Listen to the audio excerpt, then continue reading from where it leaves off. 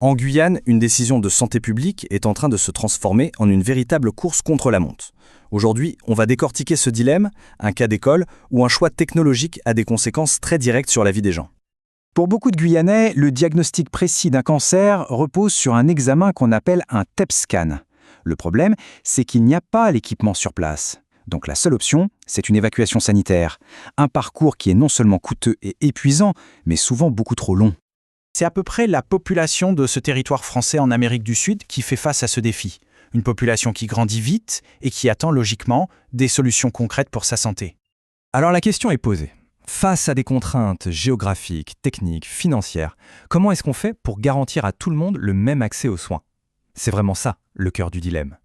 Et ce qu'on va voir, c'est que la solution ne se trouve peut-être pas dans une réponse unique et idéale. C'est plutôt un arbitrage presque philosophique. Est-ce qu'il vaut mieux attendre la solution parfaite ou agir tout de suite avec une bonne solution, une solution suffisante? Bon alors, plongeons dans le vif du sujet. Il y a deux grandes stratégies qui s'affrontent pour équiper la Guyane. D'un côté, on a un projet très ambitieux d'autonomie totale. Et de l'autre, une solution qui, à première vue, a l'air beaucoup plus simple et rapide. Voici les deux options sur la table.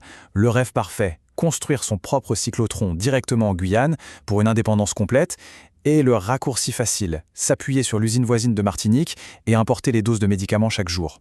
Sur le papier, la deuxième option, elle paraît assez logique. Et voilà l'argument massu, celui des partisans de l'importation. C'est un argument simple, séduisant, qui donne l'impression de clore le débat.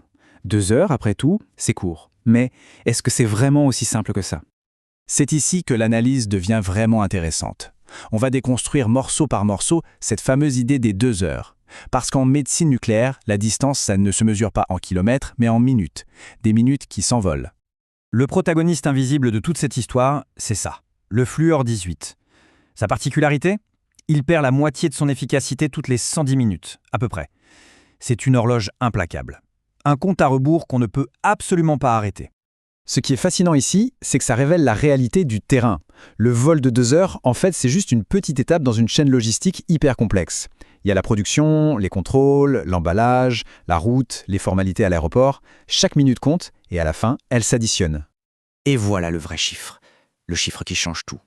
Entre le moment où la dose est prête en Martinique et celui où elle arrive à l'hôpital de Cayenne, il se passe en réalité près de 8 heures. Pas 2, 8. Et qu'est-ce que ça veut dire 8 heures de voyage pour notre fluor 18? Eh bien ça veut dire que son activité a été divisée par 2, puis encore par 2, puis encore par 2, et même une 4e fois. Et ce graphique illustre la conséquence de manière éclatante. C'est le coup de grâce pour le modèle d'importation.